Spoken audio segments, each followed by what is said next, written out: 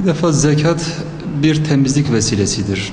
Yani hem ruhların temizliği, hem duyguların temizliği, hem malın temizliği, kısacası her yönüyle bir temizlik faaliyetidir. Dolayısıyla insanlar bu noktadaki görevlerin yani zekatlarını verdikleri zaman inanıyoruz ki hem malları temizlenecektir, hem ruhları temizlenecektir, hem onları istila eden bir takım olumsuz duygular inşallah bu vesileyle bertaraf edilmiş olacaktır. Nitekim Allah-u Teala Kur'an-ı Kerim'de özellikle cimrilikten bahsederken buyuruyor ki وَمَنْ يُوقَ شُحَّ نَفْسِهِ فَاُولَٰئِكَ هُمُ الْمُفْلِحُونَ. Kim ki nefsinin cimriliğinden kurtulacak olursa işte onlar kurtulmuş olanlardır. Dolayısıyla o nefsin cimriliği ancak işte bu şekildeki mali ibadetlerin ifa edilmesi sonucunda belki gerçekleşebiliyor. Dolayısıyla nereden bakarsak bakalım zekat evet insanlar için bir temizlik vesilesidir. İnşallah aynı zamanda günahlardan da temizlenme aracı olur. Bu vesileyle zekatın sadece böyle efendim söyleyeyim fakirleri sevindiren bir özellik veyahut da sadece hemen çıkarıp birkaç kuruş verilmesi şeklinde değil, bunun ibadet şuuruyla verilmesi, dolayısıyla o temizlik aracı haline getirilmesi önem arz etmektedir. Şimdi Allahu Teala Kur'an-ı Kerim'de buyuruyor ki وَفِي اَمْوَالِهِمْ حَقُّ لِلسَّائِلِ وَالْمَحْرُومِ. Onların malları derken demek ki Allahu Teala kendilerine bir mal vermiş zümre vardır. O zümreler de biz onları zengin olarak nitelendiriyoruz. Dolayısıyla zenginlerin mallarında muhtaç olan insanlar için, fakir olan insanlar için bir hak vardır. Yani bu aslında insanlar zekatı verirken lütuf ederek veyahut da minnet altına bırakarak zekat vermemeleri gerektiğinin de bir tespitidir aslında bu. Çünkü Allahu Teala orada onlara sadece lütuf olarak verin demiyor. Orada bir hak vardır. Bu hak yani malınıza saklı tutulan bir malın ondan sonra fakirlere, muhtaçlara verilmesi şekliyle anlatılıyor. Dolayısıyla zengin olan kardeşlerimizin fakir olan kardeşlerine bu şekilde onların hakkı olan ama kendileri aracı kılınmak suretiyle verilmesi gereken bu malı vermek suretiyle zekat görevlerini yerine getirmiş olurlar inşallah. Bizim özellikle tükettiğimiz ve ticaret malı olarak kullandığımız mallarda zekat söz konusu. Dolayısıyla bir örnek vermek gerekirse bir fabrikamız varsa bu fabrikada bizim tüketmiş olduğumuz mallar vardır. Ticaret malı olarak kullandığımız olduğumuz mallar vardır.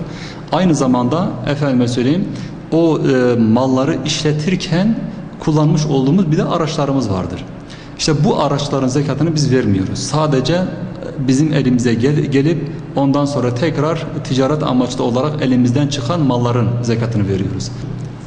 Bir insanın eline nisap miktarı dediğimiz işte bu yaklaşık olarak 80 küsür gram altına denk gelecek bir maldır. Dolayısıyla bu noktada yani bu kadar bir mal elimize geçtikten sonra üzerinden bir yıl geçmesini bekleriz. Diyelim ki bugün mesela ayın kaçıdır? İşte Ağustos'un 15'i. Dolayısıyla önümüzdeki Ağustos'un 15'ine kadar tabii bu kameri yıla göre olması gerekiyor. Üzerinden bir yıl geçtikten sonra o tarih nereye gelirse bu bazen Ramazan'a gelebilir, bazen Ramazan'ın dışına gelebilir. Dolayısıyla Ramazan'ın dışına da gelse bile o zekatın o zamanda verilmesi gerekiyor. Onun için özellikle Ramazan'ın beklenmesi uygun olmaz. Ancak Ramazan nasıl olsa gelecekti. Diyelim ki benim mesela işte zekatımı verme saatim örnek olarak söylüyorum Şevval ayındadır. Ama Şevval ayı gelmeden ben Ramazan'da özellikle vermek istiyorum. Ramazan'ın bereketinden de istifade etmek istiyorum dersen bu da güzel bir davranıştır. Ama Ramazan gelsin ondan sonra vereyim diye geciktirilmesi uygun olmaz. Herhangi bir mazeret olmadan bir insanın taksit yoluyla veya da geciktirmek suretiyle zekatını ertelemesi doğrusu uygun değildir. Onun için bunun peşin olarak verilmesi asıl olandır. Bunu herkesin prensip haline getirmesi gerekiyor. Tamamıyla süsten başka bir amacı taşımadan sadece süs gayesiyle almış olduğu mesela bilezik olabilir, küpe olabilir, buna benzer şeyler olabilir. Özellikle İmam Şafii mezhebine göre bunların zekatı verilmesi gerekmiyor. Ancak diyelim ki bu aldığımız şeyler aynı zamanda süs eşyasıdır ama aynı zamanda da yatırım amaçlı olarak alınmıştır. Dolayısıyla bu şekilde yatırım amaçlı olarak alınan altınlar her ne kadar zinet eşyası olarak da görülse bile bazı kadınlar bunu zinet eşyası olarak takıyorsa bile ama amaç yatırım olunca Dolayısıyla kadında da sadece emanetçi olarak bulundurulduğundan dolayı onların zekatının verilmesi gerekiyor. Yani şöyle bir anlayışla zekattan kaçma çok yanlış. Onun için Allahu Teala madem ki bir nimet vermiş, bir mal vermiş, herhangi bir şekilde efendime söyleyeyim kendimizi ve de başkalarını kandırmak suretiyle değil de tamamıyla bir borçluluk, bir şükran borcu hissiyatıyla bunun verilmesi en güzel olanıdır. Müslümana yakışan olan da budur tabii ki. Şimdi Kur'an-ı Kerim'de zekatın kimlere verileceği gayet açık bir şekilde zikredilmiş. 7 sınıf insan orada zikrediliyor. İşte fakirlerdir, miskinlerdir, yetimlerdir, efendime söyleyeyim yolda kalmışlardır, Allah yolunda cihat edenlerdir vesaire. İşte orada 7 tane sınıf ayrıntılı olarak zikredilmiş. Ama hepsinin ortak şeyi şu, özelliği, zekat verilecek makam tamamıyla insan makamıdır. Yani kuruma zekat verilmez. Kuruma. Dolayısıyla hatta caminin yapımına dahi zekat verilmez. Kur'an kursu yapımına verilmez, okul yapımına verilmez, çeşme yapımına verilmez.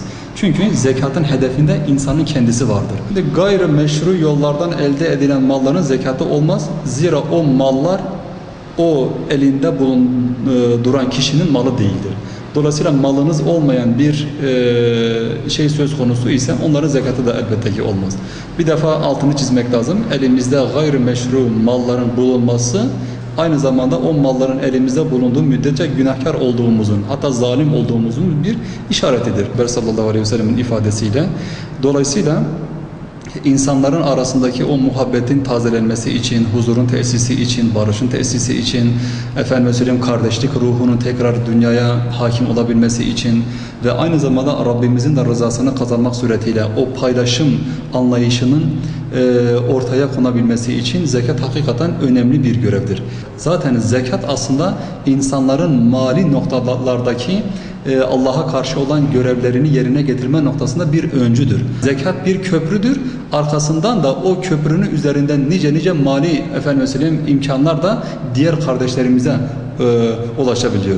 Hakikaten zekatın hakim olduğu bir toplumda bir bakıyoruz ki orada muhabbet vardır, orada kardeşlik vardır, orada paylaşım duygusu vardır, orada insanların diğergamlık duygusu yani başkalarını düşünme şeyi vardır. İşte bu anlayış aynı zamanda zekat yoluyla çok iyi bir şekilde ortaya çıkmış oluyor.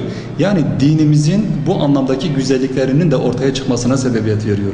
O açıdan mümkün mertebede zekat mefhumunu ciddi bir şekilde bizim ne yapmamız gerekiyor? İslam gereği olarak sergilememiz gerekiyor. Bir insanın efendime söyleyeyim ben fazla mal istemiyorum, zenginlik istemiyorum, efendime söyleyeyim ben bu şekilde kıt kanatla geçineyim anlayışı yerine bir insanın çalışayım, kazanayım, başkaları da kazansın, onlara da ben onların da istifadesine sunayım kazandıklarımı. Böyle bir şuurla hareket etmesi daha yerindedir.